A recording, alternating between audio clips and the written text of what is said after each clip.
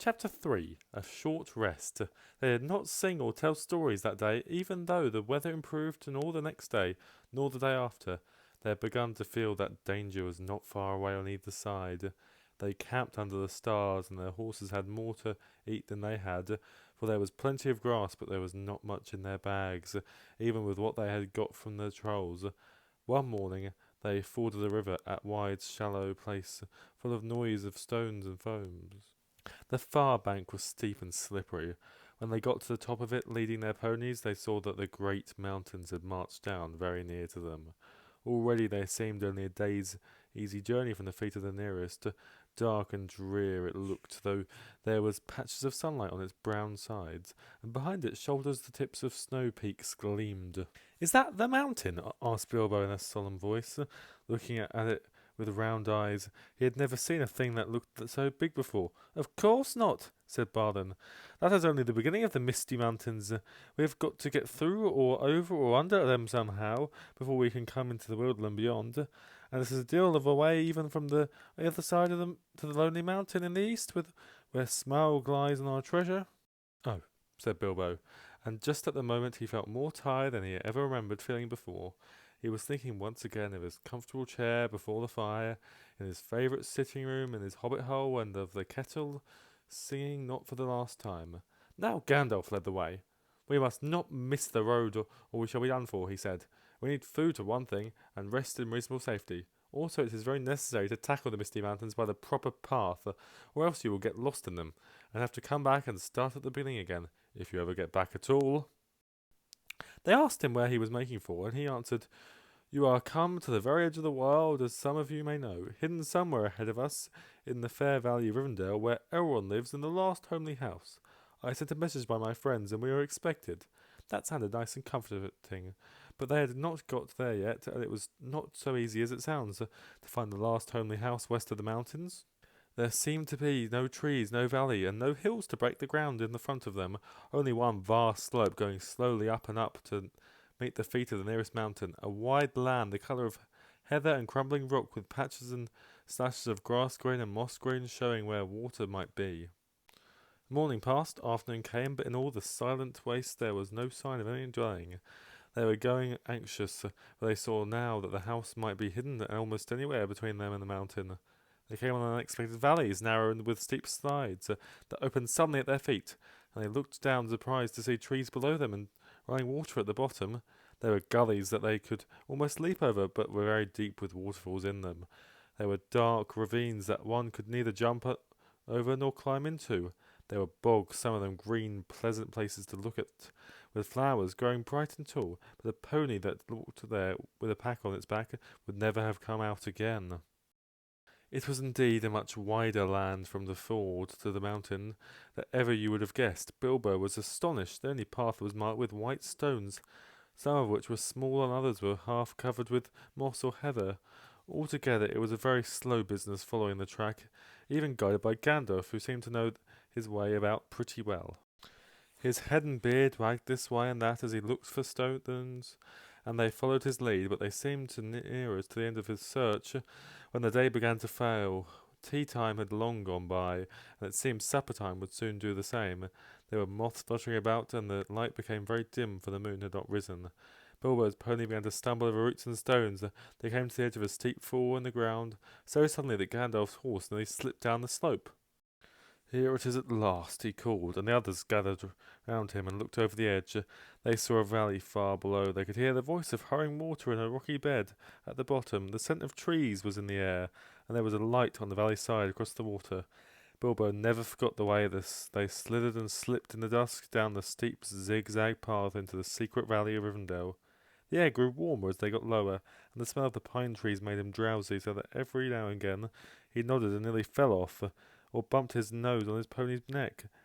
Their spirits rose as they went down and down. The trees changed to beech and oak, and there was a comfortable feeling in the twilight. The last green had almost faded out of the grass when they came at their length to an open glade not far above the banks of the stream. It smells like elves," thought Bilbo, and he looked up at the stars, that they were burning bright and blue. Just then there came a burst of song and laughter in the trees. "Oh, what are you doing? And where are you going? Your ponies need chewing. The river is flowing. Oh, tra-la-la-la-la-lee, here down in the valley. Oh, what are you seeking? And where are you making? The faggots are reeking, the bannocks are baking. Oh, trilla-lilly-lolly, the valley is jolly. Ha ha ha. Oh, where are you going? With beards are wagging. No knowing, no knowing. What brings Mr. Baggins and Barlin and Dwarlin down into the valley in June? Oh, will you be staying? Oh, will you be flying? Your ponies are straying, the daylight is dying. To fly would be folly, to stay would be jolly, and listen and hark to the end of the dark, to our tune, ha ha. So they laughed and sang in the trees, and pretty fair nonsense, I dare say you think it. Not that they would care, they would only laugh all the more if you told them so. They were elves, of course, so Bilbo caught glimpses of them as their darkness deepened. He loved elves, though he seldom met them. But he was a little frightened of them too. Dwarfs don't get on well with them. Even decent enough dwarfs like Thorin and his friends think them foolish, which is a very foolish thing to think, or get annoyed with them, for some elves tease them and laugh at them, and most of all at their beards. Well, well, said a voice. Just look, Bilbo the Hobbit on a pony, my dear. Isn't it delicious? Most astonishing, wonderful. Then off they went into another song, as ridiculous as the one I have written down in full. At last a tall young fellow, came out from the trees and bowed to Gandalf and to Thorin. Welcome to the valley, he said. Thank you, said Thorin, a bit gruffly. Oh, I should have done that more gruffly. But Gandalf was already off his horse and among the elves, talking merrily with them. You would have left your way, said the elf. That's as if you are making for the only path across the water and to the valley beyond. We will set you right, but you had best get on foot until you are over the bridge. Are you going to stay a bit and sing it with us, or will you get straight on? Supper is preparing over there, he said. I can smell the wood fires for the cooking. Tired as he was, Bilbo would have liked to stay a while. Elvish singing is not a thing to miss in June under the stars, not if you care for such things. Also, he'd have liked to have a few private words with those people that seemed to know his names and all about him, although he had never seen them before. He thought their opinions of his adventure might be interesting. Elves know a lot and are wondrous folk for news, and know what is going on among the peoples of the land. As quick as the water flows, they'll quicker. But the dwarfs were all for supper as soon as possible just then, and would not stay. On they all went, leading their ponies till they were brought to a good path, and so at last to the very brink of the river. It was flowing fast and noisily, as mountain streams do of summer evenings, when the sun has been all day on the snow far up above. There was only a narrow bridge of stone without a parapet, as narrow as a pony could walk on, and over that they had to go, slow and careful, one by one, each leading the pony by the bridle. The elves had brought bright lanterns to the shore, and they sang a merry song as the parties went across. Don't dip your beard in the foam, father, they cried to Thorin, who was bent almost on his hands and knees, and it is long enough without wearing it. Mind Bilbo doesn't eat all the cakes, they called. He is too fat to get through the keyholes yet. Hush, hush, good people, and good night, said Gandalf, who came last. Brothers have ears, and some elves have over merry tongues. Good night. And so at last they all came to the last homely house and found its doors flung wide. Now it is a strange thing, but things that are good to have and days that are good to spend are soon told about and not much to listen to, while things that are uncomfortable, palpitating, and even gruesome may make a good tale and take a good deal of telling anyway. They stayed long in that good house, 14 days at least, and they found it hard to leave. Bilbo would gladly have stopped there for ever and ever, even supposing a wish would have taken them right back to his hobbit hole without trouble. Yet there is little to tell about that stay.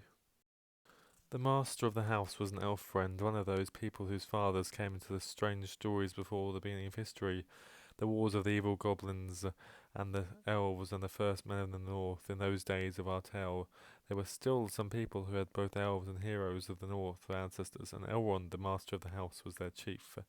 He was as noble and as fair in face as an elf lord, as strong as a warrior, as wise as a wizard, as vulnerable as a king of dwarves, and as kind as summer. He comes into many tales, but his part in the story of Bilbo's great adventure is only a small one, though important, as you will see, if we ever get to the end of it. His house was perfect, whether you liked food, or sleep, or work, or storytelling, or singing, or just sitting and thinking best on a pleasant mixture of them all. Evil things did not come into that valley.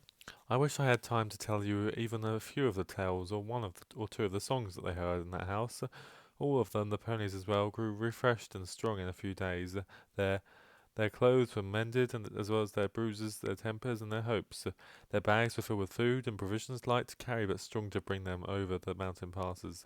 Their plans were improved with the best advice, so the time came to Midsummer's Eve, and they were to go on again with the early sun on the midsummer morning. Elrond knew all about ruins of every kind. The day he looked at the swords they had brought from the troll's lair, and he had said, "These are not troll-made. They are old swords, very old swords of the high elves of the west, my kin.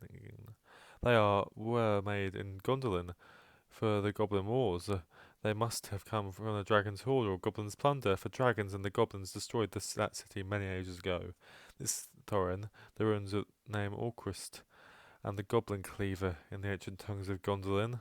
It was a famous blade. This Gandalf was Glamdring, Foehammer, that the king of the Gondolin once wore. Keep them well." "Whence did the trolls get them, I wonder?" said Thorin, looking at his sword with new interest. "I could not say," said Elrond, "but one may guess that your trolls have plundered or other plunders, or come on the remnants of old robberies in some hole in the mountain of old. I've heard that are still forgotten treasures as to be found in the deserted caverns of the mines of Moria since the dwarf and goblin wars." Thorin pondered these words. "I will keep this sword in honour," he said. "May it soon cleave goblins once again." "A wish that is likely to be granted soon enough in the mountains," said Elrond. "But show me now your map." He took it and gazed long at it, and he shook his head, for if he did not altogether approve of dwarves and their love of gold, he hated dragons and their cruel wickedness, and he grieved to remember the ruin of the town of Dale, and its merry bells and the burnt banks of the bright river running. The moon was shining in a broad silver crest. He held up the map, and the white light shone through it. "What is this?" he said. "There are moon letters here beside the plain ruins, which say 5 feet high at the door, and 3 may walk abreast." "What are moon letters?" he asked the hobbit, full of excitement. He loved maps, as I have told you before, and he also liked ruins and letters and cunning handwriting, though when he wrote himself it was thin and spidery. "Moon letters are ruin letters, but you cannot see them," said Elrond. "Not when you look straight at them. They can only be seen when the moon shines behind them, and what is more, with the more cunning sort, it must be the moon of the same shape and season as the day when they were written. The dwarfs invented them and wrote them in with silver pens, as your friends could tell you. These must have been written on a midsummer's eve in a crescent moon a long while ago." "What do they say?" asked Gandalf and Thorin together. A bit vexed, perhaps, that Elrond should have found this up first, though really there had not been a chance before, and there would not have been another until goodness knows when. "Stand by the grey stone when the thrush knocks," read Elrond, "and the setting sun with the last light of Durin's day will shine upon the keyhole." Durin, said Thorin. "He was the father of the fathers of the eldest race of dwarfs, the Longbeards, and my first ancestor. I'm his heir." "Then what is Durin's day?" asked Elrond. "The first day of the dwarf's new year," said Thorin, "is all we should know. The first day of the last moon of autumn, on the threshold of winter. We still call it Durin's Day when the last moon of autumn and the sun are in the sky together. But this will not help us much, I fear, for it passes our skill in those days to guess when such time will come again." "That remains to be seen," said Gandalf. "Is there any more writing?" "None to be seen by the moon," said Elrond, and he gave the map back to Thorin, and then they went down to the water to see the elves dance and sing upon the midsummer's eve. The next morning was a midsummer's morning, as fair and fresh as could be dreamt. Blue sky, and never a cloud, and the sun dancing on the water. Now they rode away amid songs of farewell and good speed, with their hearts ready for more adventure, and with a knowledge of the road they must follow over the misty mountains and the land beyond.